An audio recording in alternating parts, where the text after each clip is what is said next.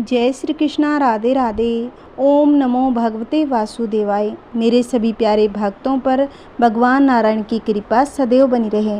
आइए भक्तों, आज हम सुनेंगे आषाढ़ पूर्णिमा की कथा। आइए भक्तों, पहले हम सुनेंगे 32 पूर्णिमासी की व्रत कथा।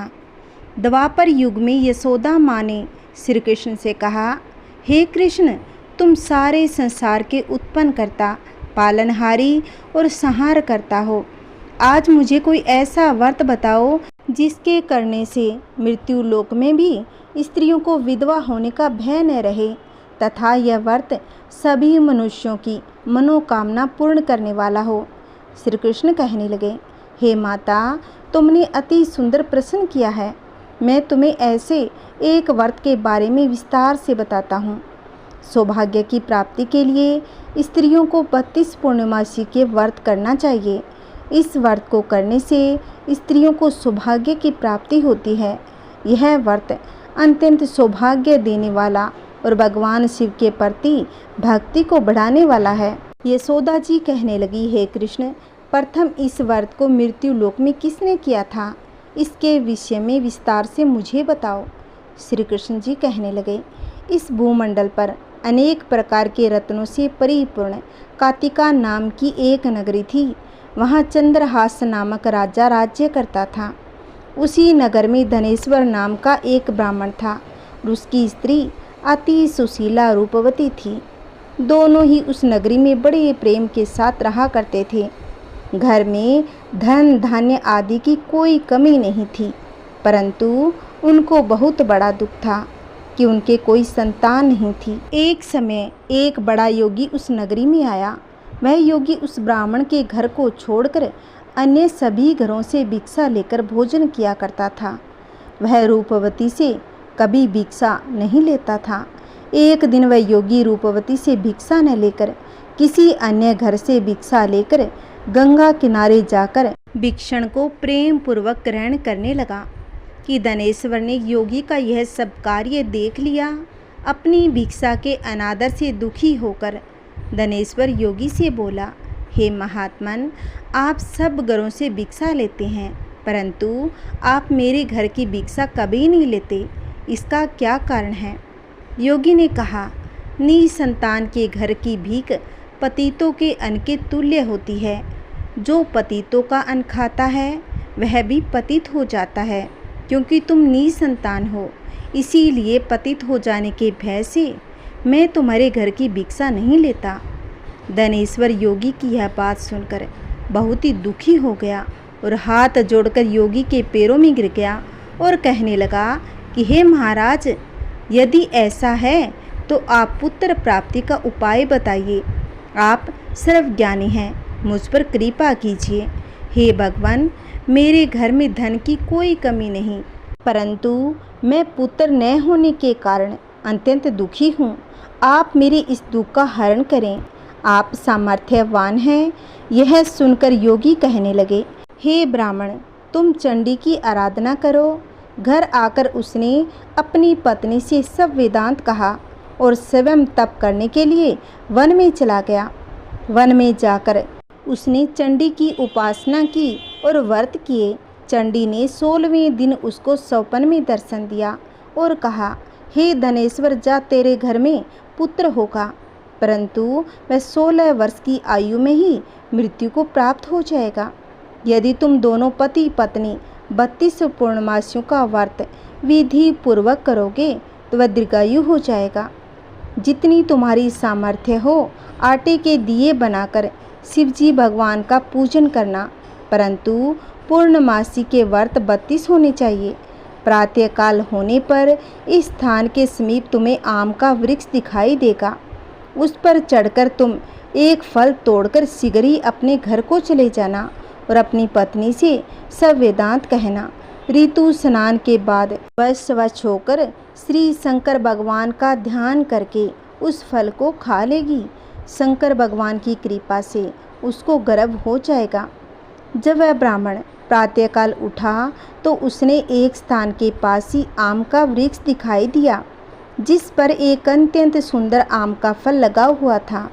उस ब्राह्मण ने उस आम के वृक्ष पर चढ़कर फल तोड़ने का प्रयत्न किया, परंतु वृक्ष पर कई बार प्रयत्न करने पर भी वह चढ़ नहीं पाया।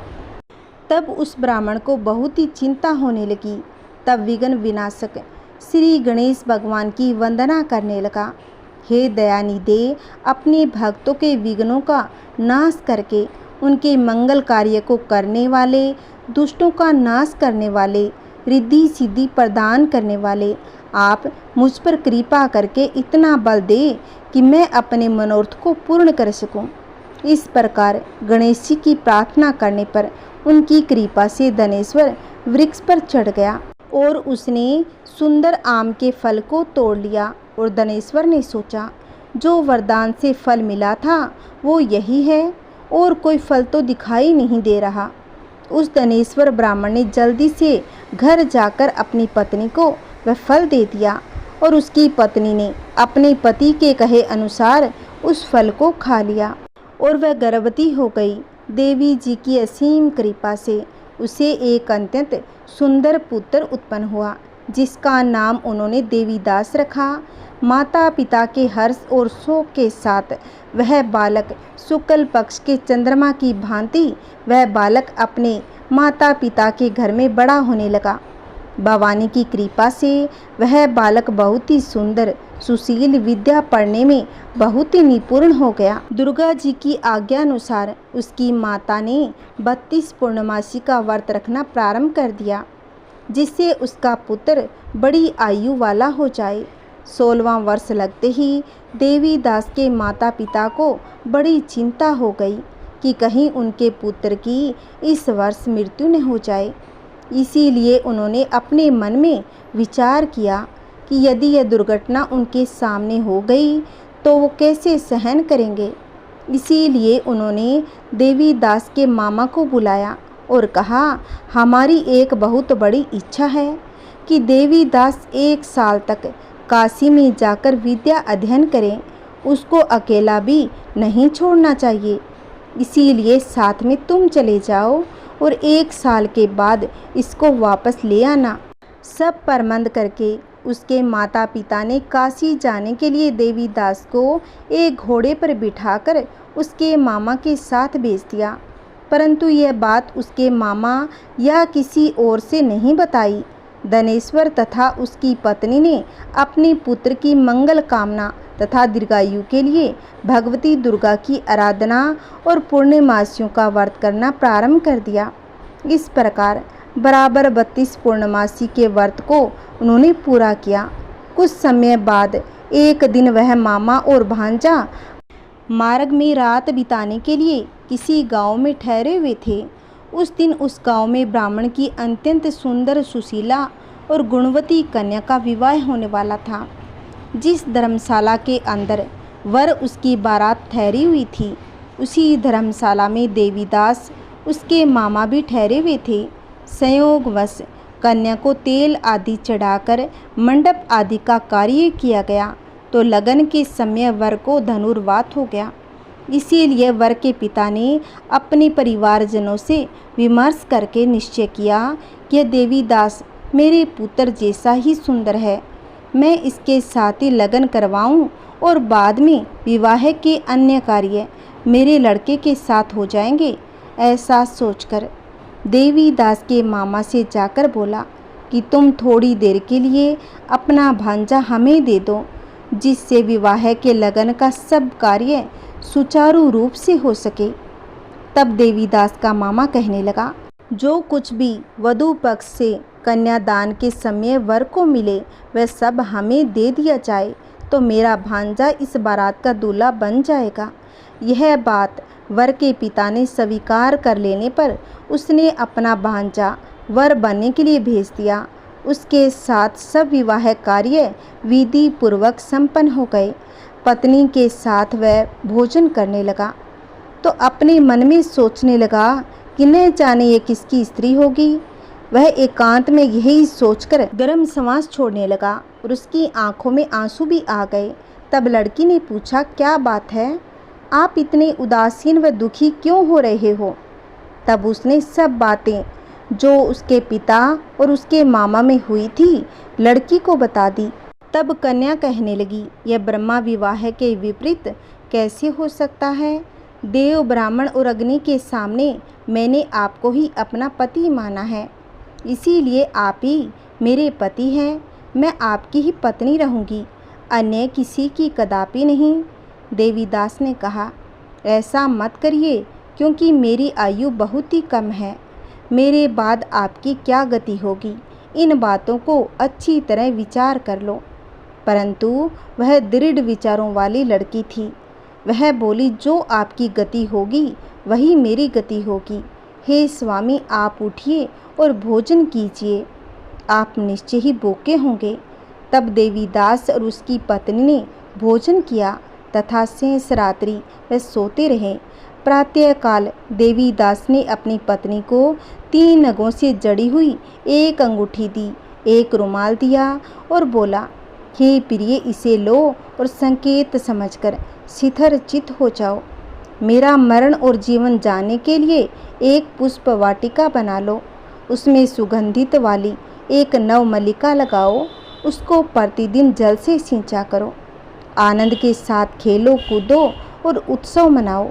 जिस समय और जिस दिन मेरा प्राण अंत होगा, यह फूल सूख जाएंगे। जब यह फिर से हरे हो जाएं, तो समझ लेना मैं जीवित हूँ।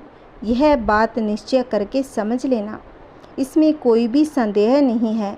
इतना कहकर देवीदास वहाँ से चला गया। प्रातःकाल होते ही वहाँ पर गाजे बाजे बजने लगे। जिस समय विवाह कार्य समाप्त करने के लिए वर तथा सब बाराती मंडप में आए, तो कन्या ने वर को भली प्रकार से देखकर अपने पिता से कहा, यह मेरा पति नहीं है। मेरा पति तो वही है जिसके साथ रात्रि में मेरा पानी ग्रहण हुआ था। इसके साथ मेरा विवाह नहीं हुआ। यदि यह वही पुरुष है तो बताएं कि मैंने इसको क्या दिया। वधू पक्ष और कन्या पक्ष कन्यादान के समय जो आभूषण आदि दिए गए थे वो दिखाए, तथा रात में क्या गुप्त बातें मैंने इनसे कही वह सब सुनाए। पिता ने उसके कहे अनुसार वर को बुलाया। कन्या की यह सब बातें सुनकर वह कहने लगे, मैं तो कुछ नहीं जानता। इसके बाद लज्जित होकर वह अपना समूह लेकर चला गया और सारी बारात भी अपमानित होकर वहाँ से लौट गई। भगवान श्री कृष्ण बोले, हे माता, इस प्रकार देवीदास काशी विद्या अध्ययन के लिए चला गया। जब कुछ समय बीत गया तो काल से प्रेरित होकर एक सांप रात्रि के समय उसको डसने के लिए वहाँ पर आया। उस विषधर के प्रभाव से उसने शयन का स्थान चारों ओर से विष ज्वाला से विषैला कर दिया, परंतु व्रत के प्रभाव से उसको काट नहीं पाया, क्योंकि पहले ही उसकी माता ने 32 पूर्णमासी का व्रत कर रखा था। इसके बाद मध्याह्न के समय स्वयं काल वहीं आया, उसके शरीर से प्राणों को निकालने का प्रयत्न करने लगा, जिससे वह मूर्छित होकर पृथ्वी पर गिर गया। उसी समय माता पार्वती के साथ भगवान शंकर वहां पर आ गए। उसको मूर्छित दशा में देखकर माता पार्वती जी ने शंकर जी से प्रार्थना की, हे महाराज, इस बालक की माता ने पहले ही 32 पूर्णिमासी का व्रत पूरा किया था, जिसके प्रभाव से आप इसको प्राण दान दें। भवानी के कहने पर भक्त वत्सल भगवान शिव जी ने उसको प्राण दान में दे दिया। इस व्रत के प्रभाव से काल को भी पीछे हटना पड़ा और देवीदास स्वच्छ होकर बैठ गया। उधर उसकी पत्नी उसके काल की परीक्षा किया करती थी। जब उसने देखा कि उस पुष्प वाटिका में पुष्प कुछ भी नहीं रहे, तो उसको अत्यंत आश्चर्य हुआ। लेकिन जब वह जैसे ही हरी भरी हो गई तो वह जान गई थी अब उसका पति ठीक ठाक है, वह जीवित हो गया है। यह देखकर वह बहुत ही प्रसन्न हो उठी। अपने पिता से कहने लगी, पिताजी, मेरे पति जीवित हैं, आप उनको ढूंढिए। जब 16वां वर्ष व्यतीत हो गया तो देवीदास भी अपने मामा के साथ काशी से चल दिया। इधर उसके ससुर उसको ढूंढने के लिए अपने घर से जाने ही वाले थे कि वह दोनों मामा भांजा वहाँ पर आ गए। उनको आया हुआ देखकर उनके ससुर को बहुत ही प्रसन्नता हुई और उन्हें अपने घर पर ले आया। उस समय नगर के निवासी भी वहां पर एकत्रित हो गए और सबने निश्चय किया कि अवश्य ही इसी बालक के साथ कन्या का विवाह हुआ था। उस बालक को कन्या ने जब देखा तो वह झट से पहचान गई, यह तो वही है जो संकेत करके गया था। तब उपरांत सम्य करने लगे, भला हुआ यह आ गया। सब नगरवासियों ने आनंद मनाया। कुछ दिन बाद देवीदास ने अपनी पत्नी और मामा के साथ अपने ससुर के घर से बहुत सारे उपहार लेकर अपने माता पिता से मिलने अपने घर की तरफ प्रस्थान किया। जब वह अपने गांव के निकट पहुंच गए तो कई लोगों ने उसे देखकर उसके माता पिता को पहले ही खबर दे दी कि तुम्हारा पुत्र देवीदास अपनी पत्नी और मामा के सहित आ रहा है। ऐसा समाचार सुनकर माता पिता को विश्वास नहीं हुआ, परंतु जब और लोगों ने भी आकर यही बात उन्हें बताई तो उनको बड़ा आश्चर्य हुआ। लेकिन थोड़ी देर में देवीदास ने आकर अपने माता पिता के चरणों में अपना सिर रखकर प्रणाम किया। उसकी पत्नी ने अपने सास ससुर के चरणों को स्पर्श किया तो माता पिता ने अपने पुत्र और पुत्र वधू को हृदय से लगा लिया। दोनों की आंखों में आंसू बह निकले। अपने पुत्र और पुत्र वधू के आने की खुशी में धनेश्वर ने बड़ा ही भारी उत्सव किया और ब्राह्मणों को दान दक्षिणा देकर प्रसन्न किया। श्री कृष्ण भगवान कहने लगे, इस प्रकार धनेश्वर 32 पूर्णमासियों के व्रत के प्रभाव से पुत्रवान हो गया। जो भी स्त्रियां 32 पूर्णमासी के व्रत को करती है वे जन्म जन्मांतर में विधव्या का दुख नहीं भोगती और सदैव सौभाग्यवती रहती है। यह मेरा वचन है, किसी प्रकार का संदेह न करें। यह व्रत पुत्र पौत्र देने वाला और सभी मनोकामनाओं को पूर्ण करने वाला है।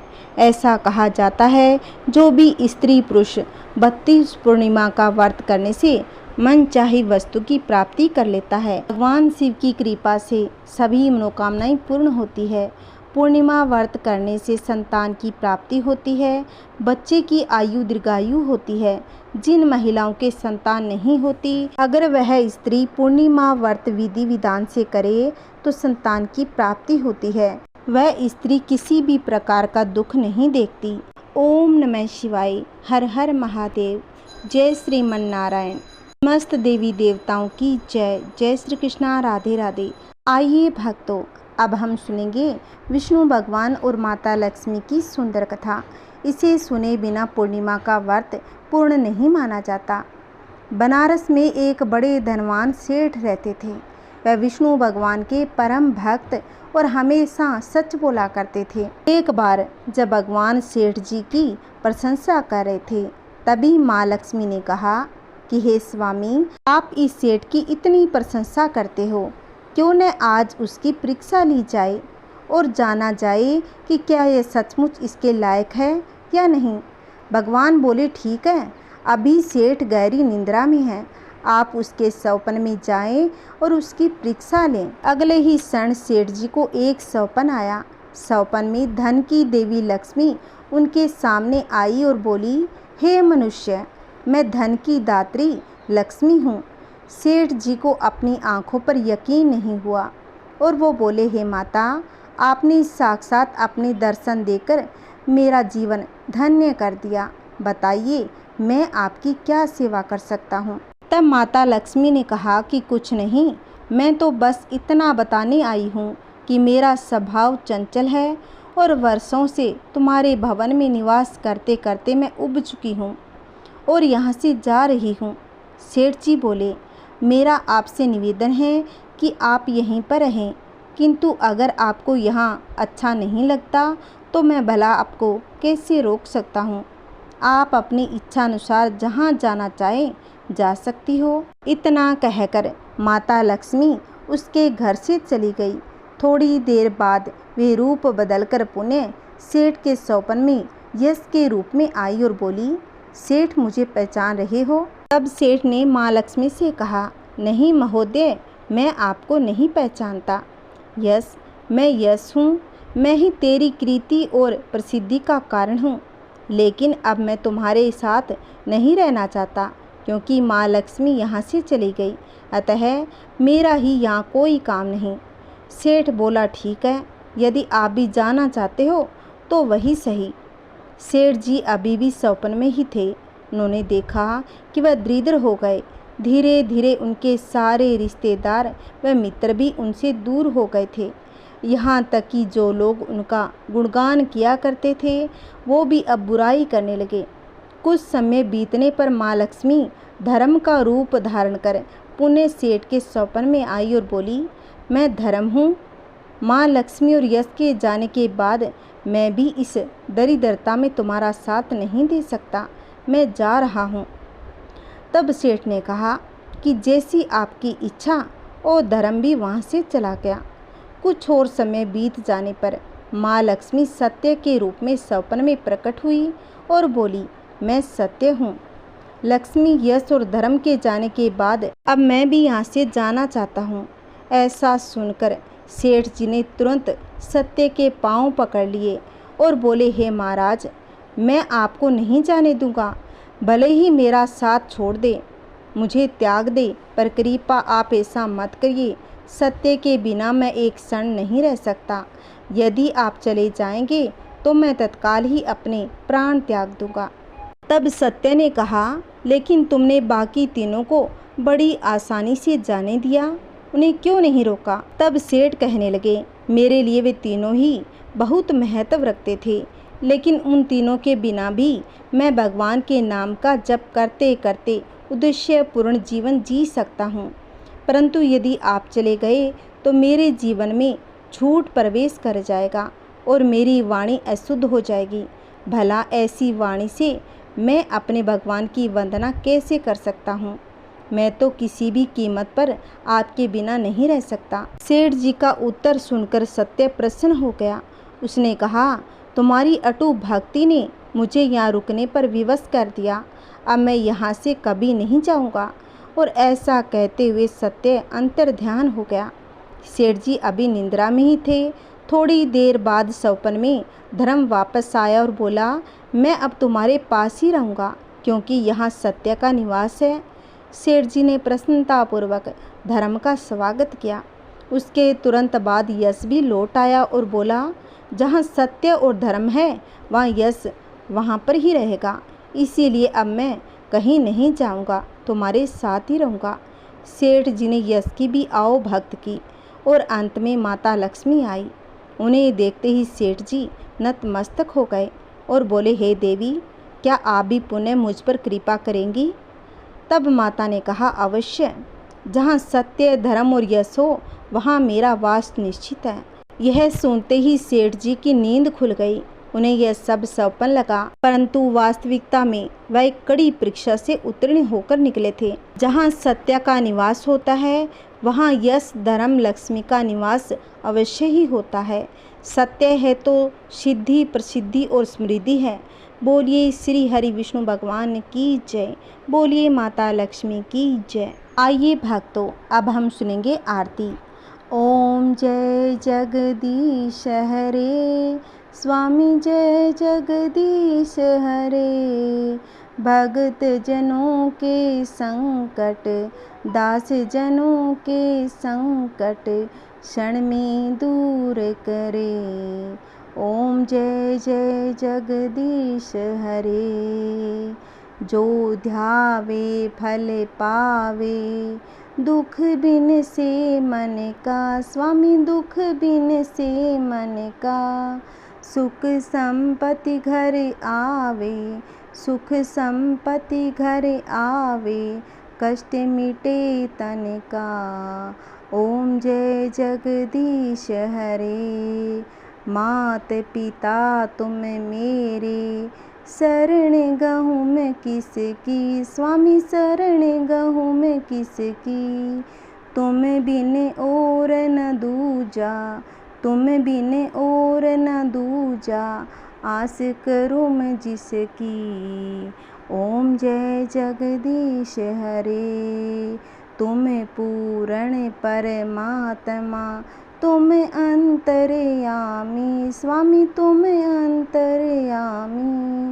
पार ब्रह्म परमेश्वर, पार ब्रह्म परमेश्वर, तुम सबके स्वामी। ओम जय जगदीश हरे, तुम करुणा के सागर, तुम पालन करता स्वामी, तुम पालन करता। मैं मूर्ख फल कामी, मैं सेवक तुम स्वामी, कृपा करो भरता। ओम जय जगदीश हरे, तुम हो एक अगोचर, सबके प्राणपति स्वामी, सबके प्राणपति। किस विधि मिलूं दया मैं, किस विधि मिलूं दया मैं, तुमको मैं कुमति।